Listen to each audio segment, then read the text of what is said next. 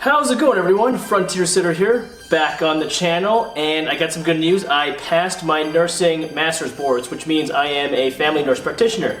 The certification I used was the ANCC, and that's probably the last time I'll be wearing this white coat, because these white coats are pretty cheap and not that great. But I wanted to show off also this sweet trauma team shirt I got from Cyberpunk, CD Projekt Red. Their gear is actually fantastic, but I figured this would be a good shirt to wear for this episode, because today we're going to be doing some suturing. There's a couple ways to suture. I'm not like a pro at any of this. This is a small kit I got on Amazon. I'll put the link in the description. Yeah, I figured it'd be fun to kind of go over basically the fundamental stitch is the simple interrupted stitch. And it's great for approximating wounds that are whatever. I'm sure you'll watch videos that are a little bit more informative than mine, because this is more of a entertainment kind of channel. Let's get to suturing. Are we rolling? I think we're rolling. So this is a small suture kit, and we're gonna kind of unbox this. I haven't used this before, so let's see what it offers. Comes in a cute little blue case that I'm sure will find its way in the recycling bin, and let's see here. So for the purposes of this kind of video here, I'm not going to be demonstrating any proper sterile technique because, you know, just give them antibiotics and they'll be fine. But it does come with a lot of sutures here. It says, you know, only for training, but in a pinch, I'm sure you could use it. I mean, come on, you know, I'm not a real doctor. So this is a bit of flesh that it comes with. Let's see if I can just kind of... Okay, so let's see what the best angle for this is here. There are kits that have, like, you know, foreign bodies inside that you can, you know, get out or practice, like, your, you know, your IND skills or whatever. But this one doesn't have it, which is fine. Let's take a look at this kit here. I think it comes with some forceps. Yeah, so we don't need too many things here, because the way I'm going to suture is going to be pretty simple, I think. Mostly nylon in here and silk. So I'm just going to use nylon because I think I have more of it here. And it also even gives you a sterile pack thing just to practice your sterility. This would have come in handy a couple winters ago when I cut my leg making a hollow book. Linked in the description somewhere there. But yeah, would have been funny to actually suture myself. Would have been a good video. If I make another hollow book and I cut myself, I'll put it in the description. And normally I would have a sterile field set up, yada yada yada. But for the sakes of this video, it's just all gonna come kinda out onto the patient's skin here. If I can get this to open. Maybe this is for training use only because it's kind of hard to get any of your sutures out. So there is my my needle there as it gets tangled. So, oh boy. Yeah, you don't want to be doing this like this. You want to approach the wound at a 90-degree angle, and you can use the little happy pliers here to kind of grab the skin, manipulate it as you want.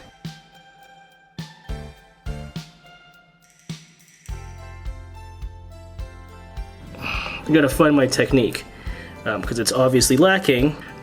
Okay, so now we got it. We want to grab our suture and want to pull it all the way until we have just a couple centimeters at the end there.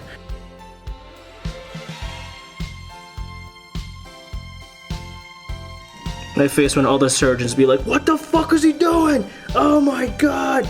Ah! So 1, 2, once you have 2 throws, you just grab the other end with your forceps and you pull through. Kind of like that, but like not shitty, you know what I mean? So I gotta do better on that. Because somebody's gonna walk away with some shitty sutures if I'm doing them. That wound isn't very well approximated. But you know, it's there. Let's do a couple more so we can practice how this goes. I'm at such an awkward angle. I think my angle is so off because I'm just trying to make it look okay on the camera, but it's really making it difficult to get this going. So let me just pull this all the way through. I'll make the tail a lot shorter this time. There we go. Bring it back. Reposition the needle. There we go.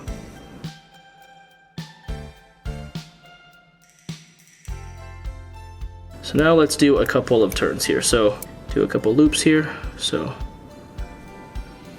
1, 2. Grab the end, pull it through.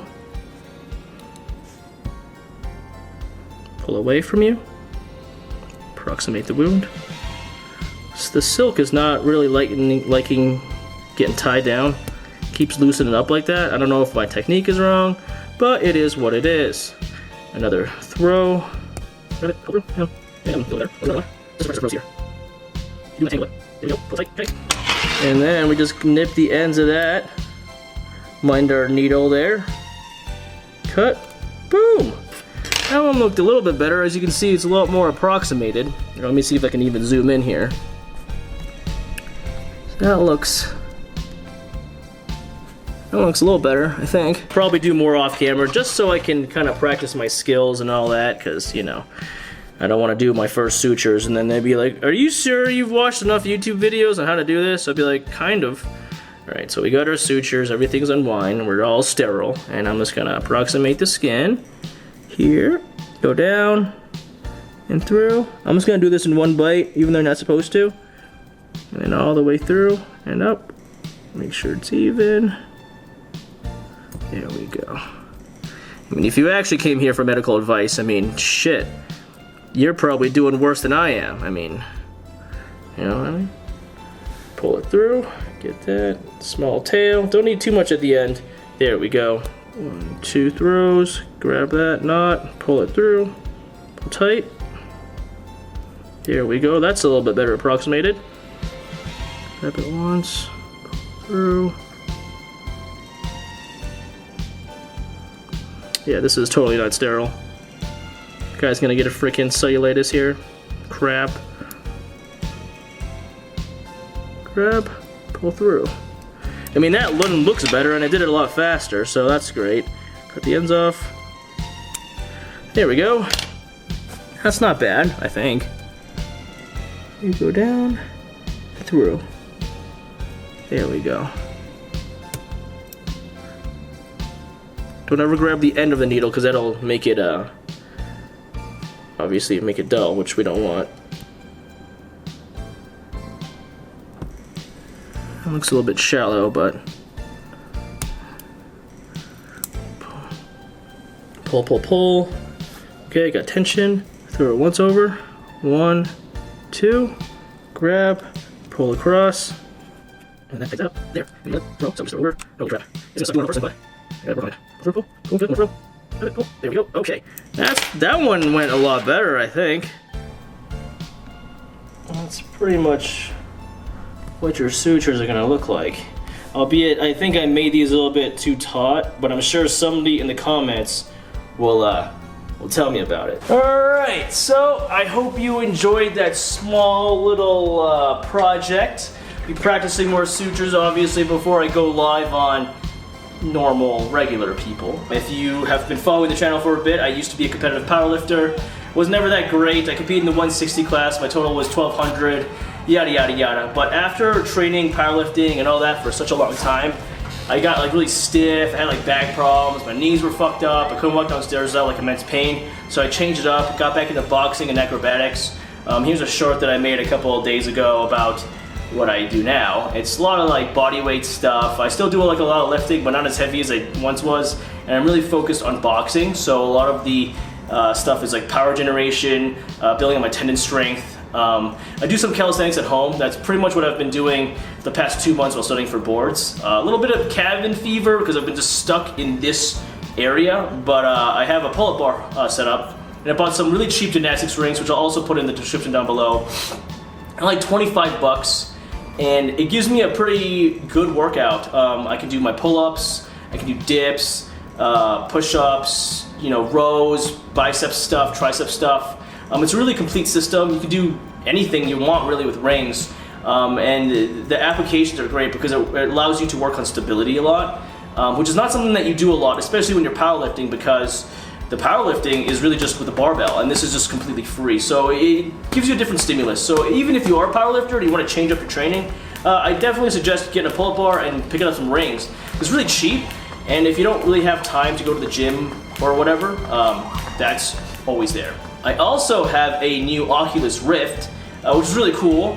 I don't really know what to do with it, but thanks Marty for sending over. I've only been playing like Rec Room and stuff like that, but if you want to see VR adventures in the metaverse or whatever, let me know, and maybe I'll do something with that. I've also been reading The Expanse now. I'm just in the early chapters, but so far it is freaking awesome. This one is more grounded in terms of technology that we have like now, or stuff that we can work up to. It's in our local solar system, so it's not like we're going out to far planets and stuff. So it's very good. They say it's kind of like Game of Thrones, but in space, and that's kind of true because there's a lot of characters, it jumps around a lot, but very good book so far. I'll let you know what I feel about it when I finish the series.